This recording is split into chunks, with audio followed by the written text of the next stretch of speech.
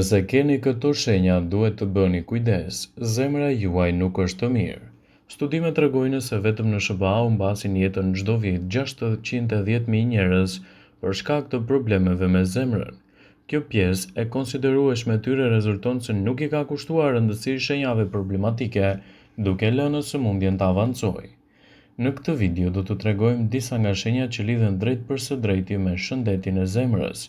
Në përgjithësi, meshkuj ndjen dhimbje në krahun e majt ndërsa femrat në të dy.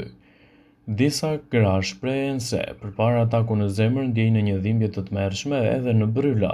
Përpos të tjerave, kolla është e lidhur edhe me sëmundjet kardiovaskulare, mundet po ashtu të kenë edhe probleme me frymëmarrjen, si kollitja me gjak.